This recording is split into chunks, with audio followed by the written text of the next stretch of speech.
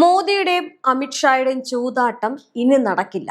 Indian രാഷ്ട്രീയത്തിന്റെ അണിയറയിൽ ഇപ്പോൾ നടന്നുകൊണ്ടിരിക്കുന്ന ഒരു വലിയ നാടകത്തിന്റെ യാഥാർത്ഥ്യം.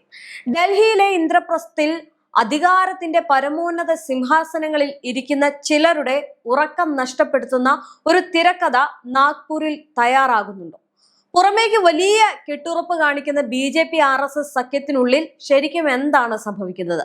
നമുക്കറിയാം, കുറച്ച് കാലങ്ങളായിട്ട് BJP ഭരണാധികാരികൾ അല്ലെങ്കിൽ അവർക്ക് കേൾക്കുന്ന കാര്യങ്ങൾ, അവർക്കെതിരെ ഉണ്ടാവുന്ന കാര്യങ്ങളൊന്നും അവർക്കത്ര സുഖകരമായിട്ടുള്ള കാര്യങ്ങളല്ല. ജനവിരുദ്ധ നയങ്ങൾക്കെതിരെ രാജ്യം മുഴുവൻ പ്രതിഷേധം ഇരമ്പുമ്പോൾ അതിനേക്കാൾ വലിയൊരു ഭീഷണി സ്വന്തം തട്ടകത്തിൽ നിന്ന് അവർ നേരിടുന്നു എന്നുള്ളതാണ്.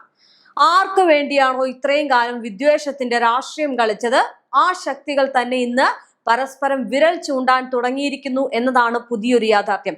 നമുക്ക് അമേരിക്ക ഇറാൻ യുദ്ധം നോക്കിക്കഴിഞ്ഞാൽ ഇസ്രയേലും അതുപോലെ തന്നെ അമേരിക്കയും കൊമ്പ് കോർക്കുന്നു, ഭിന്നതയുണ്ടാകുന്നു, നെതന്യാഹുവും ട്രംപും തെറ്റിപ്പിരിയുന്നു എന്ന പോലെ തന്നെയാണ് ഇവിടെ RSSും BJPയും തമ്മിലുള്ള ബന്ധം, അല്ലെങ്കിൽ ആ ബന്ധത്തിൽ ഉണ്ടാകുന്ന വിള്ളലുകളും ഭിന്നിപ്പുകളും പ്രശ്നങ്ങളും.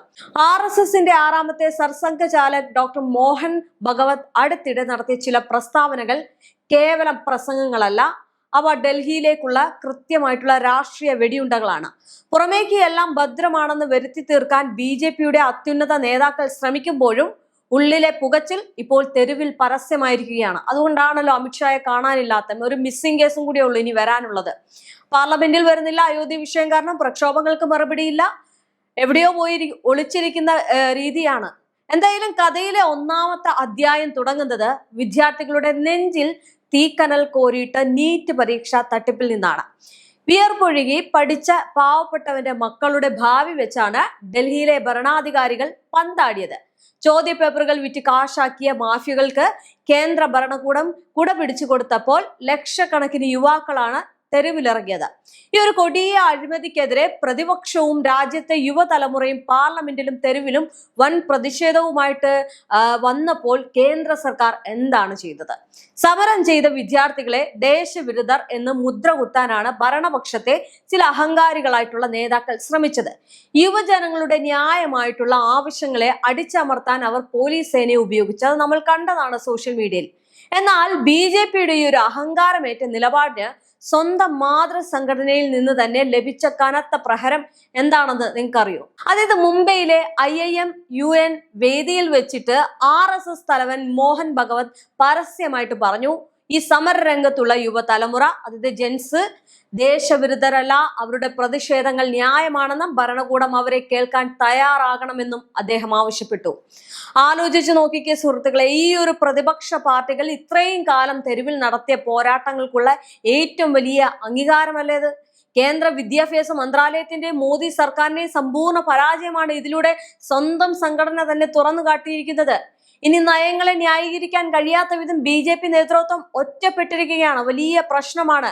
അടുത്ത തെരഞ്ഞെടുപ്പിൽ എന്തും സംഭവിക്കാം എന്ന നിലയിലേക്ക് BJP എത്തിക്കഴിഞ്ഞിരിക്കുന്നു. ഇനി വിദ്യാഭ്യാസ രംഗത്തെ തകർച്ച മാത്രമല്ല, അതിനു മുമ്പേ ഉണ്ടായ വലിയൊരു വിഷയമുണ്ടായിരുന്നു. വിശ്വാസികളുടെ പണമെടുത്ത് കട്ടുകൊണ്ടുപോയ ഒരു കൂട്ടർ, അത് BJP നേതാക്കൾ തന്നെയാണ്. സ്വന്തം സംസ്ഥാനത്ത് മുഖ്യമന്ത്രി ആയിരുന്നിട്ട് പോലും അവിടെ ആ അയോധ്യയിലോ അല്ലെങ്കിൽ അയോധ്യയുടെ ആ ഒരു ഫണ്ട് കൊടുക്കുന്ന രീതിയിലോ ആ രാമക്ഷേത്രത്തിലോ യാതൊരു തരത്തിലുള്ള തീരുമാനങ്ങൾ എടുത്തിരുന്നതും ഈ പറയുന്ന യോഗി ആദിത്യനാഥ് ആയിരുന്നില്ല.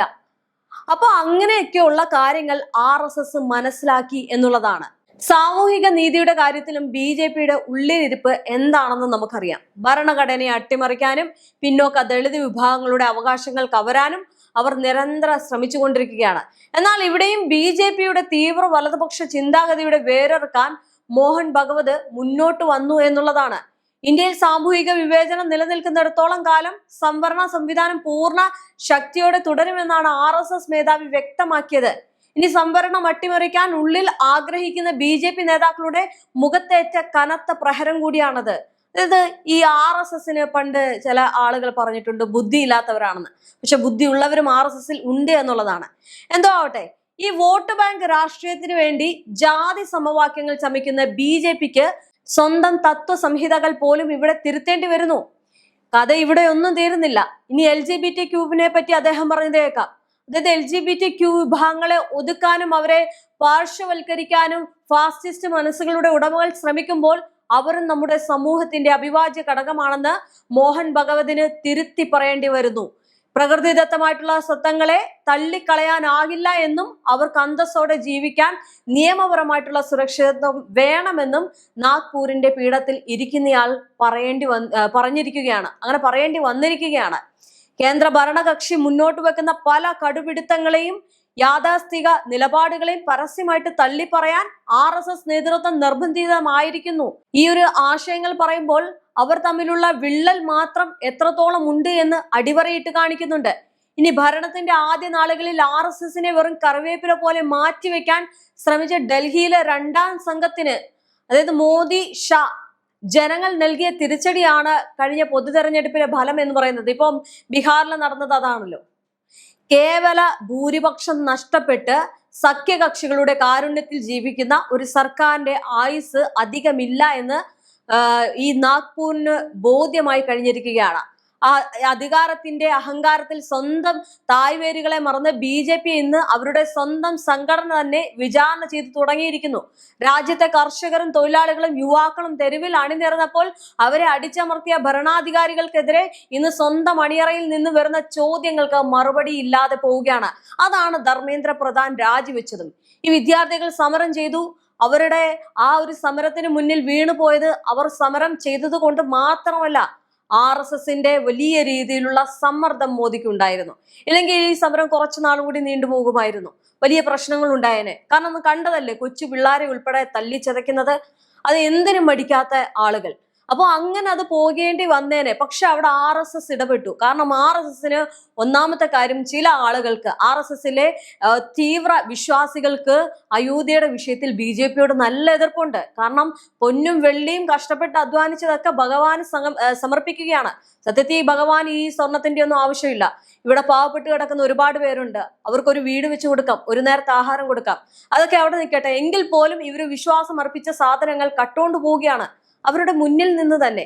അപ്പൊ ഇതൊക്കെ ഒരിക്കലും വെച്ച് പുറപ്പിക്കില്ല എന്നുള്ളത് തന്നെയാണ് മറ്റൊരു കാര്യം. ഇനി ജനാധിപത്യത്തിൽ വിയോജിപ്പുകൾ സ്വാഭാവികമാണെന്നും പ്രതിപക്ഷത്തെ ശത്രുക്കളായിട്ട് കാണരുത് എന്നുമുള്ള മോഹൻ ഭഗവതിന്റെ വാക്കുകൾ ഓർക്കുക. ഈ പ്രതിപക്ഷ മുക്ത ഭാരതം പ്രഖ്യാപിച്ച BJP നേതൃത്വത്തിന്റെ രാഷ്ട്രീയ അസഹിഷ്ണുതയ്ക്കുള്ള കടുത്ത താക്കീതാണിത്. ഫാസിസത്തിന്റെ പേരിൽ സഞ്ചരിക്കുന്ന BJP ഓർത്ത് സ്വന്തം സംഘടന തന്നെ ലജ്ജിക്കുന്നു എന്നതിന്റെ ഏറ്റവും വലിയ തെളിവാണ് അദ്ദേഹം പറഞ്ഞത്. അങ്ങനെ പ്രതിപക്ഷത്തെ ഇല്ലാതാക്കിയുള്ള ഒരു ഭാരതം നിങ്ങൾക്ക് കെട്ടിപ്പടക്കാൻ കഴിയില്ല മോദി സർക്കാരെ എന്ന് പറഞ്ഞുകൊണ്ടാണ് RSS മേധാവി ഈ ഒരു കാര്യം പറഞ്ഞത്. എന്തായാലും ഈ ആശയക്കുഴപ്പവും ആഭ്യന്തര ഭിന്നതയും വിരൽ ചൂണ്ടുന്നത് ഒരേ ഒരു കാര്യത്തിലേക്ക് മാത്രമാണ്. ജനവിരുദ്ധ നയങ്ങൾ മാത്രം കൈമുതലായുള്ള ജനങ്ങളെ ഭിന്നിപ്പിച്ച് ഭരിക്കാൻ ശ്രമിക്കുന്ന ഈ ഒരു ഫാസിസ്റ്റ് ഭരണകൂടത്തിന്റെ അന്ത്യം അടുത്തു കഴിഞ്ഞു എന്നതാണ്. സ്വന്തം ആശയങ്ങളിൽ പോലും ഒരുമയില്ലാതെ പരസ്പരം പോരടിക്കുന്ന ഈ ഒരു ശക്തികൾക്ക് ഇനി രാജ്യത്തെ മുന്നോട്ട് നയിക്കാനാകില്ല. പണ്ട് പറയുമായിരുന്നു കോൺഗ്രസിന് ഒരു മുന്നണി ഉണ്ടാക്കാൻ കഴിയില്ല, അവർ അങ്ങോട്ടും ഇങ്ങോട്ടും തമ്മിത്തല്ലാണെന്ന് പറഞ്ഞ് പരിഹസിച്ച് ചിരിച്ച അതേ ആളുകളാണ് ഇന്ന് തമ്മിൽ തല്ലുന്നത്. എന്തിനേറെ പറയുന്നത്, കൂടെ നിന്ന് അക്ഷരാർത്ഥത്തിൽ ചതിച്ചു കളഞ്ഞു. അവരുടെ ഭാഗത്ത് നിന്നുണ്ടാകുന്ന പൊന്ന് വെള്ളി പണം എല്ലാം കൈക്കലാക്കി പോയി BJP. അപ്പൊ അത് തന്നെ വലിയൊരു തെളിവാണ് ഇവരുടെ വിള്ളൽ കാണിക്കുന്നത്. എന്തായാലും അധികാരത്തിന്റെ സിംഹാസനങ്ങൾ ഇളകുകയാണ്.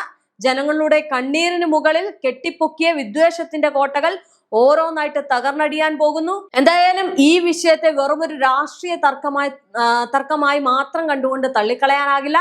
കാരണം ഡൽഹിയിലും നാഗ്പൂരിലും തമ്മിലുള്ള ഈ ഒരു വടംവലി കേവലം ഒരു രണ്ട് വ്യക്തികൾ തമ്മിലുള്ളതല്ല, മറിച്ച് ഈ രാജ്യത്തിന്റെ ഭരണഘടനയ്ക്കും ജനാധിപത്യത്തിനും മേൽ ആരാധിപത്യം സ്ഥാപിക്കണം എന്നതിനുള്ള മത്സരമാണ്. പക്ഷെ അധികാരത്തിന്റെ പരമകോടിയിൽ എത്തുമ്പോൾ സ്വന്തം വേരുകളെ മറക്കുന്നവർക്ക് ചരിത്രം നൽകുന്ന വലിയൊരു പാഠം കൂടിയാണ്. എന്തായാലും അടിത്തറ ഇളകിയാൽ എത്ര വലിയ സാമ്രാജ്യങ്ങളും തകർന്നടിയും. അതുകൊണ്ട് തന്നെ ഈ ഒരു വിള്ളൽ കേവലം ഒരു തുടക്കം മാത്രമാണ്. ജനങ്ങളെ വിഭജിച്ചും യുവാക്കളെ ഭാവി വെച്ച് പന്താടിയും അധികാരം നിലനിർത്താമെന്ന് മോഹിച്ച ഒരു ഫാസിസ്റ്റ് ഭരണകൂടത്തിന്റെ പതനത്തിന്റെ തുടക്കം കൂടിയാണിത്. ആശയങ്ങളുടെ വലിയ പോരാട്ടത്തിൽ ഒടുവിൽ വിജയിക്കുക ഈ നാട്ടിലെ സാധാരണക്കാരായ ജനങ്ങളും ജനാധിപത്യവുമായിരിക്കും. ജനാധിപത്യത്തെ പോലും മാറ്റിമറിക്കുന്ന രീതിയിലുള്ള രാഷ്ട്രീയം ഇനി നടക്കില്ല എന്നത് തന്നെയാണ് ഇതിലൂടെ മനസ്സിലാക്കാൻ സാധിക്കുന്നത്.